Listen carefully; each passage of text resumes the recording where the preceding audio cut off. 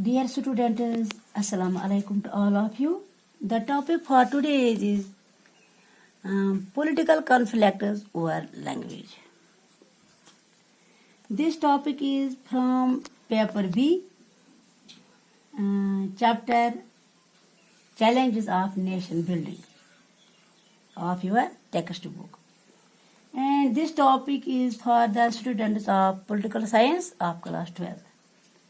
So the today's topic is political conflict over language.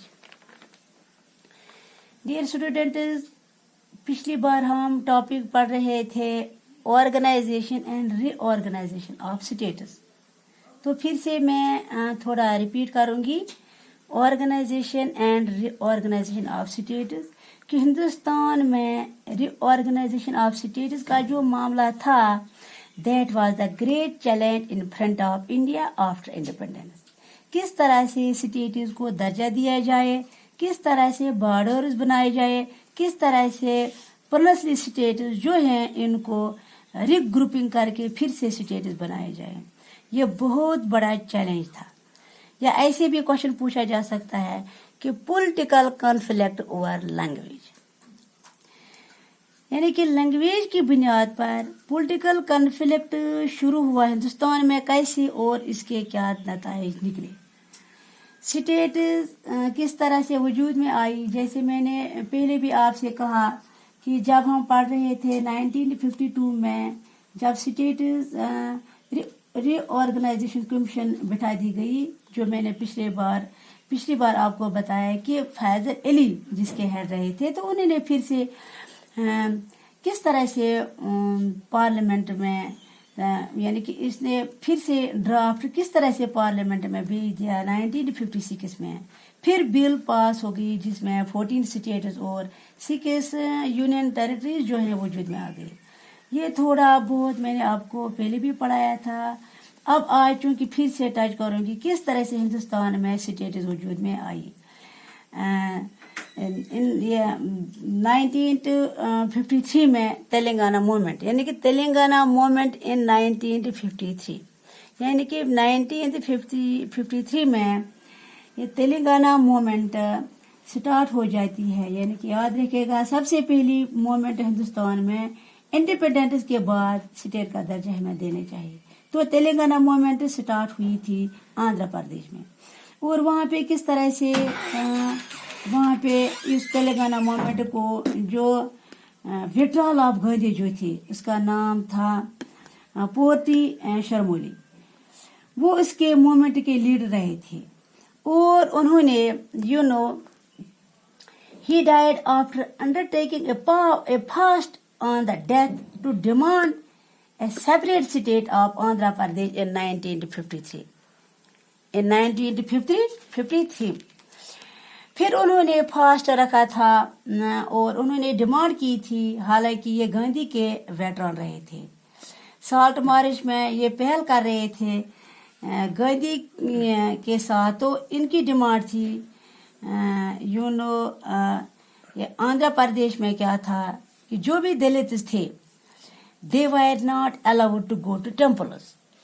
In fact तुन्हें कहा जाता था कि आप दलित हैं. छूत-छात सिस्टम, अनटचेबिलिटी का जो मैंने आपको कहा कि जो जिस तरह, तो इस तरह से वहाँ बहुत ज़्यादा रिप्रेक्टाइज किया जा रहा था. तो उन्होंने फाइनली डिमांड की कि separate status of Andhra Pradesh.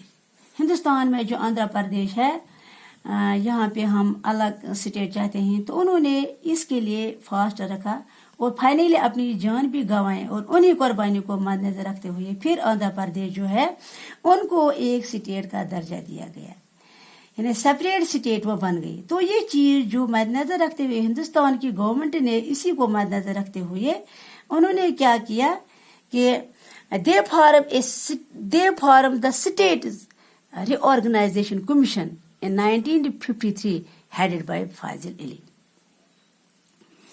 और फाजिल अली को जैसा प्रीवियस लेक्चर में मैंने बताया कि उनको ये काम सौंपा गया. उन्होंने फिर बहुत ज़्यादा एफर्ट्स लगाए उस चीज़ के लिए कि किस तरह से स्टेट को दर्जा दिया जाए, किस तरह से कहाँ मतलब बॉर्डर्स खींचा जाए, किस तरह से स्टेट्स को बनाया जाए। फाइनली उन्होंने ड्राफ्ट कंप्लीट किया और ड्राफ्ट जब कंप्लीट किया और फिर बिल 1956 में पास हुई, जिसमें हिंदुस्तान में 14 स्टेट्स वजूद में आई along with 6 union territories on the base of language.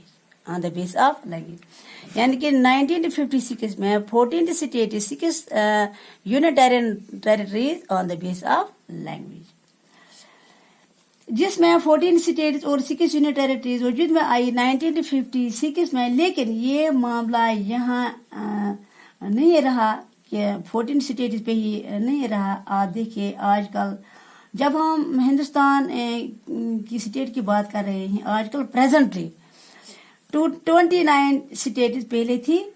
अब अगस्त 2019 में जम्मू एंड कश्मीर से स्टेट का दर्जा वापस लेके उसको यूटी बनाया। अब प्रेजेंटली 28 स्टेट्स हमारे पास है, यानी कि दोगुना डबल उस वक्त हमारे पास है।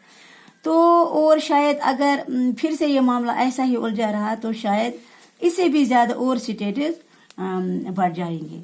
तो 1956 में जो 6 यूनियन टेरिटरीज और 14 स्टेट्स वजूद में आई थी, उसके साथ साथ ही और कुछ स्टेट्स थी। They also raise demand of separate statehood on the base of language. उन्होंने भी कहा कि नहीं, हमें भी जबान की बुनियाद पे अलग अलग स्टेट्स का दर्जा दिया जाए, जैसा गुजरात और महाराष्ट्र जो है, पहले बम्बई जो था आज तो मुंबई है महाराष्ट्र की कैपिटल।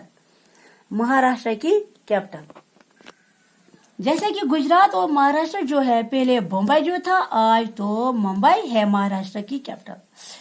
तो बम्बई जो था उसके अंदर महाराष्ट्र और गुजरात ये सारा मिला के एक ही स्टेट थी जिसको बम्बई कहा जाता है। फिर यहाँ 1960 में, यानी कि 1960 में लैंग्वेज की बुनियाद पे ही गुजरात को, चूंकि गुजराती स्पीकिंग पीपल है, महाराष्ट्र यानी कि मराठी स्पीकिंग पीपल है, they also demanded separate statehood और finally they got separate statehood in 1960 में। गुजरात एंड महाराष्ट्र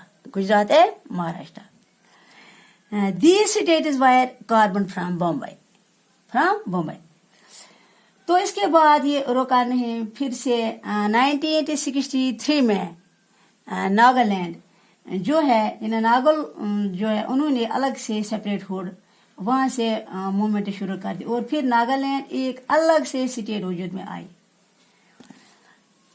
और इसके बाद है 1965 में, जब हम 1965 की हम बात करते हैं, 1965 यानी कि बिटवीन नॉर्थ एंड साउथ, यानी 1965 में लैंग्वेज स्ट्राइक शुरू हुआ, यानी कि लैंग्वेज कॉन्फ्लिक्ट शुरू हुआ। कहाँ पे? North and south. क्योंकि नॉर्दर्न कंट्री जो है वो ज्यादा हिंदी बोलने वाले थे और साउदर्न कंट्री जो है वो ज्यादा इंग्लिश बोलने वाले हैं। जब यहाँ पे हम कहते हैं कि लैंग्वेजेस को 8th शेड्यूल में जगह दी गई। लैंग्वेजेस को हिंदुस्तान के यहाँ पे जो कॉन्स्टिट्यूशन हमारा है उसमें उस वक्त प्रेजेंटली हमारे पास 12 शेड्यूल्स हैं। और जब हम 8th शेड्यूल की बात करते हैं, 8th शेड्यूल यानी कि डीप लैंग्वेज, और इसमें आर्टिकल 344 पार्ट 1 एंड आर्टिकल 351 में वायदा किया गया है कि अब हिंदी और English and 22 officials, Hindi and English and 22 official languages, 22 official languages.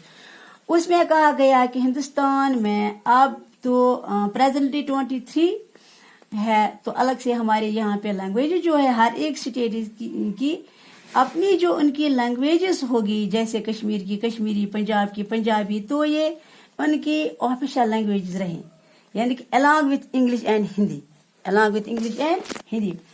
तो यहाँ पे 65 में क्या हुआ, 1965 में क्या हुआ, पहले हिंदी को ही रखा गया था ऑफिशियल लैंग्वेज, अब हिंदी को ऑफिशियल लैंग्वेज रखा गया। तो जो साउदर्न कंट्रीज थी उन्होंने कहा कि नहीं, Hindi must take effect as India's national language. Entire South India faced a burning situation over this issue. Language rights emerged other single factor of violence throughout India, forcing the central government to continue English, Hindi and 22 official languages. Recognized by Schedule 8th as official language. Each state has its regional language as the official language. तो उसके बाद है 1966 की जब हम बात करते हैं, पहले तो पंजाब की हम बात करते हैं. पहले जब पंजाब के अंडर ये हरियाणा और हिमाचल प्रदेश है, ये तीनों स्टेट्स एक थी जिसको पंजाब कहा जाता था. लेकिन फिर पंजाब से पंजाबी स्पीकिंग ज्यादा से हरियाणा में पंजाबी हिंदी बोलने वाले थे, जिसके हिमाचल में पहाड़ी स्पीकिंग लोग थे. अब जब यहाँ पे स्टेट्स की यानी कि स्टेट भी नहीं, on the base of language they also raised their slogan against separate statehood. They also demanded to preserve their language. और उन्होंने कहा कि हमें पंजाब के साथ नहीं रहना है. हरियाणा वाले बोलते हैं कि हम हिंदी बोलने वाले हैं, तो पंजाब के साथ हम नहीं रह रहे हैं, हम अलग से स्टेट चाहिए. नतीजा ये निकला कि 1966 पंजाब जो है उसमें से हरियाणा और हिमाचल प्रदेश अलग कर दिया गया और ये अलग स्टेट वजूद में आई. और आज के लिए इतना ही. ओके, खुदा हाफिज.